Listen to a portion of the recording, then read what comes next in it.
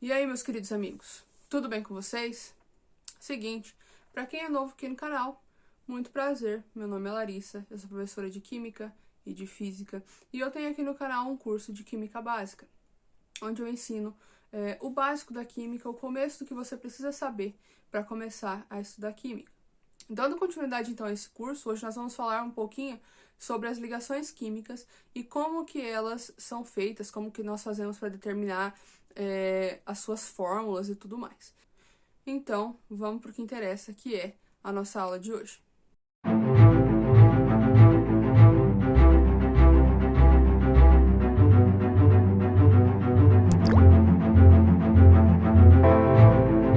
Então, meus queridos, agora sim, dando início aos tipos de ligação, o primeiro tipo de ligação que nós vamos falar é a ligação iônica.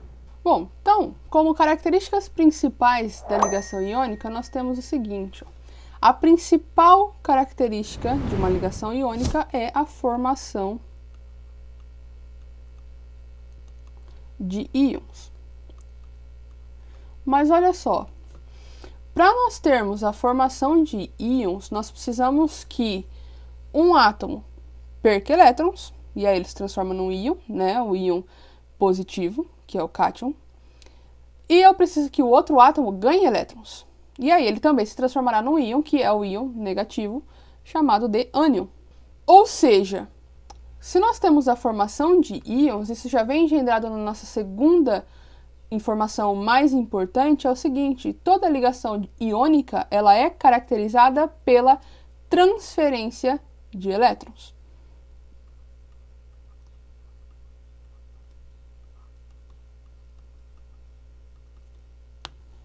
Bom, então, ó, como eu falei aqui, nós temos a formação de íons, e nós temos dois tipos de íons, os cátions e os ânions. Bom, nós sabemos que os cátions são os íons positivos, ou seja, eles perdem elétrons. Beleza, perdeu elétrons, ficou positivo, e aí ele é chamado de cátion. Beleza, só que, olhando lá para a tabela periódica, quando a gente estudou as propriedades da tabela periódica, existe um grupo na tabela periódica que a tendência desse grupo sempre é perder elétrons. Esse grupo compõe a maior parte da tabela periódica, que são os metais. Ou seja, todos os metais eles vão formar cátions. O segundo tipo de íon que nós temos na ligação iônica, né, nós temos os íons negativos, que são os ânions. O íon negativo, ânion, ele ganha elétrons. Também nas propriedades da tabela periódica, eu também falei para vocês que existia um grupo na tabela periódica que tinha tendência sempre de ficar negativo, de virar ânion, que são os ametais.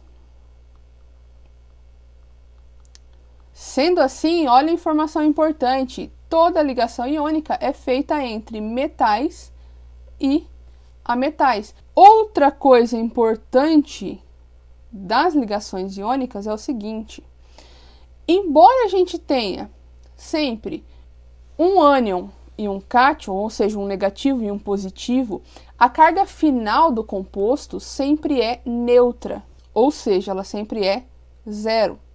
Tá, então vamos lá. Juntando todas essas informações que nós temos aqui até agora, nós vamos fazer a ligação iônica em si, porque tudo que a gente viu até agora foi teoria. Vamos então fazer a ligação iônica. Então nós vamos ligar, ó, dois átomos. O sódio, Na, número atômico 11, e o cloro, né, Cl, número atômico 17. Então, ó, primeira coisa que nós vamos fazer, distribuição eletrônica.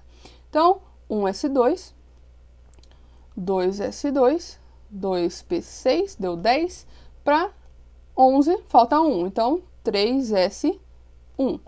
Beleza, olhando para a camada de valência sempre é o maior número que nós temos, né, dos grandões. Então, aqui, ó, 3. Na camada 3, nós temos um elétron. Então, significa que o sódio ele tem um elétron de valência.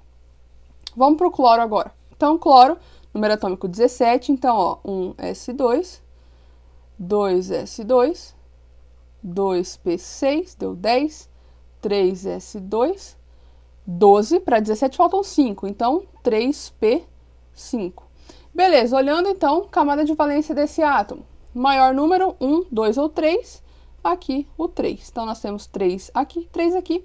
Nós temos 2 elétrons aqui, com mais 5 elétrons aqui. Então, a gente soma esse valor. Então, nós temos aqui 7 elétrons na camada de valência para o cloro. Bom, para fazer uma ligação iônica, eu costumo dizer que nós precisamos sempre fazer uma pergunta. E a pergunta é a seguinte, ó. O que é mais fácil para o átomo que eu estou analisando? Perder elétrons para ficar com 8 elétrons na camada de valência ou ganhar elétrons para ficar com 8 elétrons na camada de valência? Então, ó, vai fazer sentido. Vamos lá. Olha para o sódio. O sódio ele tem 1 elétron na camada de valência. Ok? O que é mais fácil para o sódio é perder 1 elétron que ele tem na camada de valência, e aí essa camada deixa de existir, e na última camada a gente teria 8 elétrons, ou ganhar mais 7 elétrons para ficar estável. E a resposta, pessoal, sempre é o menor valor. Então, ó, nós temos dois valores, perder 1 ou ganhar 7. O menor valor entre 1 e 7 é 1, então a resposta será 1. Então, o que é mais fácil para o sódio? É mais fácil para o sódio perder 1 elétron do que ganhar 7. Então, se ele vai perder, ele vai se transformar em cátion. E aí, ele será o cátion sódio com uma carga positiva. E essa carga positiva é correspondente ao valor de quantos elétrons ele está perdendo. Como ele só está perdendo 1, a carga que vai aqui em cima é 1. Só que como é 1, a gente não precisa representar. Então, ali nós teremos Na+. Mesma coisa nós faremos agora para o cloro. A pergunta para o cloro é a seguinte. O que é mais fácil para o cloro? Ele tem 7, ele precisa ficar com 8. Então, o que é mais fácil? Perder os 7 que ele já tem ou ganhar 1. Novamente, quais são os valores que nós temos? 1 e 7. Entre 1 e 7, o valor menor é 1. Então, é mais fácil para o cloro ganhar 1 do que perder 7. Então, ele vai virar um ânion e ele vai ser o Cl-, porque ânion tem carga negativa. Beleza, agora nós vamos fazer a ligação em si. Como que nós vamos fazer? Nós vamos pegar esses dois íons e vamos somar eles. Então, ó, Na mais Cl-. Somando esses dois caras aqui, então depois da seta, nós vamos ter a junção dos dois íons, que será o NaCl. Essa é a fórmula do nosso composto iônico. Tá, mas como é que eu fiz para Na positivo mais Cl- virar NaCl? Como que eu fiz isso? E a resposta é bem simples. Nós utilizamos uma regra chamada de regra do escorregador.